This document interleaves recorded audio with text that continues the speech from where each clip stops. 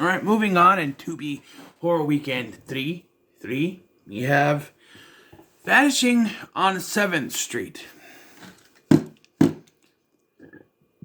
That's not that look wasn't because of the movie, it's because of the review I just watched. So I watched two different reviews.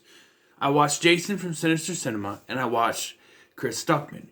Chris Stuckman gave it a more positive review. He gave it 3 out of 5 stars, I think it was. 3 out of 4 stars, 3 out of 5, whatever it was. And it was okay. But Jason kind of...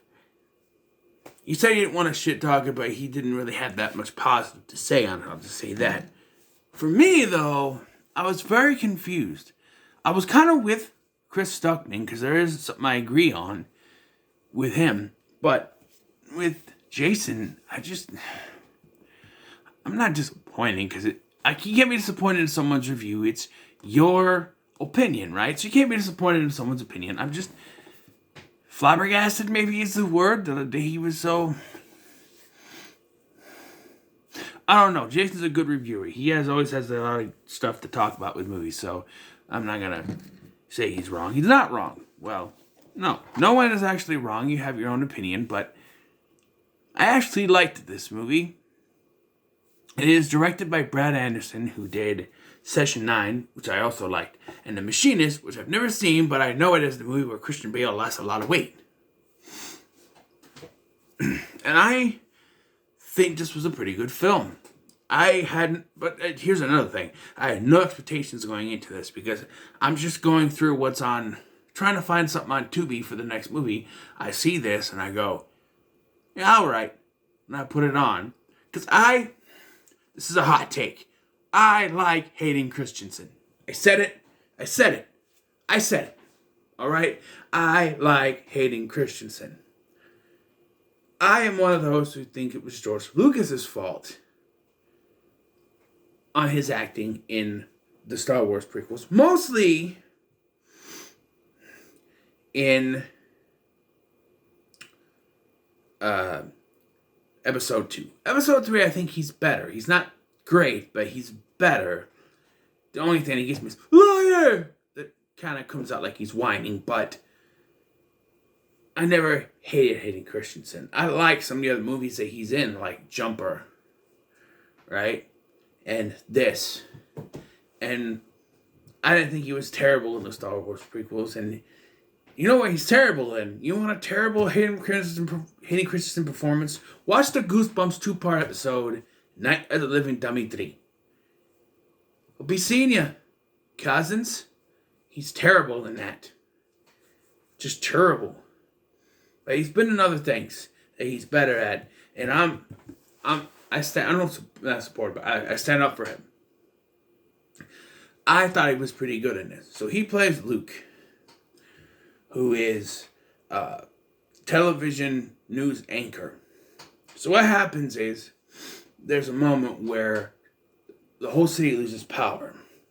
And when the lights come back on, a bunch of people are missing. You start following Paul, played by John Leguizamo, who is a film projectionist, and he won't let you forget it.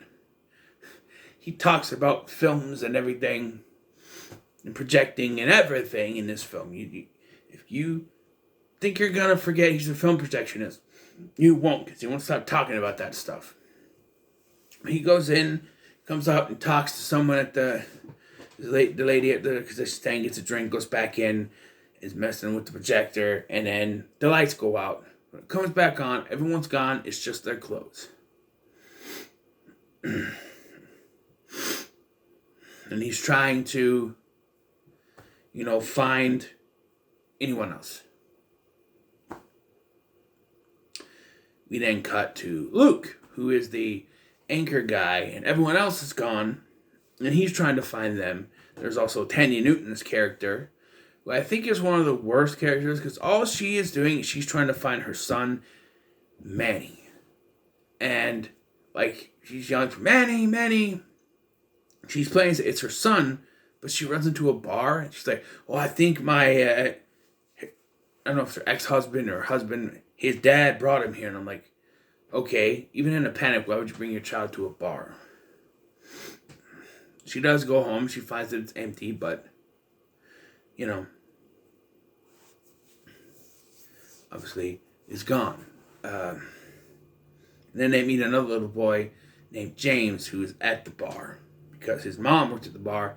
She left to go to the church when stuff started to happen, and she hasn't come back. Obviously, she's gone too. I also like the atmosphere. So, I'm going to come out right here and say it. I'm afraid of the dark. There, I said it. I am afraid of the dark. I have been. The dark and heights. Those are my two big fears. I've been afraid of the dark and heights since I was a little kid. Haven't completely gotten over it. I cannot go to sleep if it's pitch black dark. I can't. I also need to have a fan going because of white noise. But if it's dark, I cannot go to sleep. I have to have a TV on when I go to bed. It helps.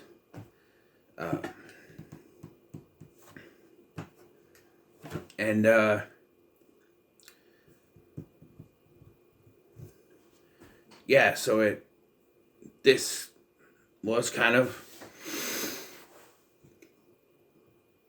my fear, where the dark is the enemy. And I know sometimes a lot of people will complain. I've done it myself, where nothing is really ever explained as to what's going on.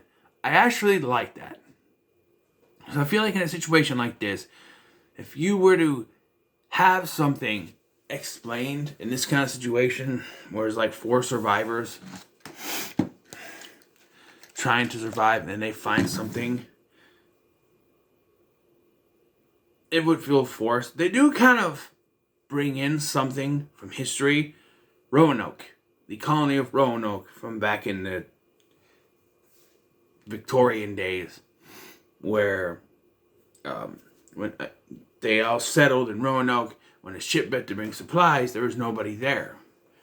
And they just all disappeared with one word written on a tree, Croatoan. Now, as a Supernatural fan, I know what Croatoan means, okay? But Croatoan was different. On there, it was a virus, it was a rage virus. Whereas here, people just disappear. But, it's better here, I guess. And it does come into play later where Luke finds on a stop sign or a road sign says Croatoan. I like how that's never explained, because you like try to explain something that is actual history, and then it's like, but that that's not true, that the filmmakers come up with it. They don't explain that. They don't explain what's going on. You get subtle hints, like you see shadows moving, and it could be something. Is it your shadow? Is it something else? You don't know. It's very creepy. And like, there's one scene where Luke and Danny Newton, they're out trying to get a car to start, and Luke's light goes out, and he's laying there in the middle of the street, and the light darkness is creeping in on him, slowly creeping in, and he's yelling, "Turn on the headlights! Turn on the headlights!" And she turns it on, and it's whoosh. I like that. I like that kind of. It's creepy. You don't know what it is, and I like that. A lot of times, you want some kind of explanation, but here, you don't really need one. Although sometimes at the end, that kind of confuses me. So, remember I said I agree with something on Chris Stuckman. I noticed this. He noticed this. So, there's a scene where they kind of get together and they gotta figure out what's going on, right? Well, then it cuts to 3 days later, and they all just know how to fight up this thing. They need lights and all that, and it's like, shouldn't we have followed them learning it? I know you might not have had enough runtime, but shouldn't we have followed them learning how they figured out that it was lights? We don't get that. So, I do agree with Chris Stuckman on that. And we do get a kind of a peek into what their lives used to be. We get some flashbacks. Like, there's a scene that I really liked where Paul, John Leguizamo's character, tells the kid James to put on a song, Forever by the Marvelettes, or Darlin' Forever is what it's actually called. And it plays, and he starts singing to it, and it transitions to the song just playing all over the place, and James is back in the bar, his mom's at the bar serving the drinks and stuff, And then all of a sudden you hear something like, James, James, James. And then he snaps out of it. And Paul is like convulsing or whatever. And he's yelling at him or something's happening because the lights are starting to flicker. I like that. I also like, okay. So I didn't want it to be this because I've seen other movies do this before. And I find it cliche where it's the rapture, right? End of the world, the rapture. People's clothes, they've been taken up to heaven and everyone else. It's been done. It's been this. There's a movie called The Rapture, I think. And there's This Is the End. It's been done before in movies. It is brought up by Thandie Newton, but she doesn't actually say the rapture. She just mentions, like, what if we weren't chosen? And Hayden Christensen kind of throws it back at it. Luke, whatever. Back at it. Or you think this is something planned by God? You think God did this? I like how they bring it up because, well, that probably not what causes it. We don't know what caused it. It could be anything. You know? You have to bring it up because that's going to be a thought process. You know? It's going to go through your mind. Is this the rapture? Is this the end? This the end. But yeah. And I thought the end was a little iffy to me. So Paul's the first to go and the lights go out. Paul is taken and then James is left behind at the bar. So when Luke and Thandie Newton come back, they get taken eventually when they're trying to run down the street in the truck. Thandie Newton gets taken when she thinks she hears her son crying, but it's the shadows or something messing with her. She gets taken. And then Luke basically sacrifices himself to save James. And James meets a little girl named Brianna, I think. And the end is them walking and you see the shadows of the three, Luke, Thandie, and Paul.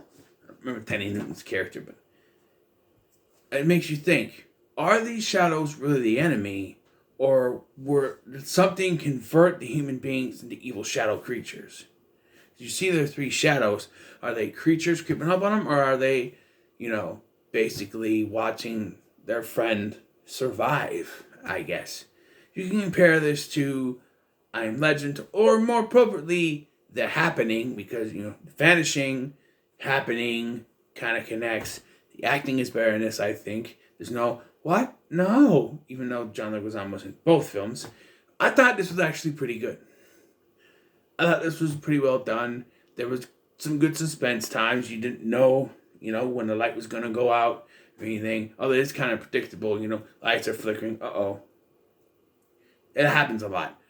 But I thought this was pretty good, actually. Better than I thought it was going to be. Maybe it's because I went in with very, very low expectations. Not expecting much of anything.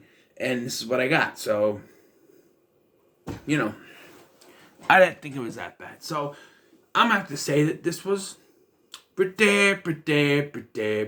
good. So, what are your thoughts on Vanishing on 7th Street? If anyone comes below, make sure to like, share, and subscribe. Thanks for watching. I've been Scotty, and I'll see you in the next one.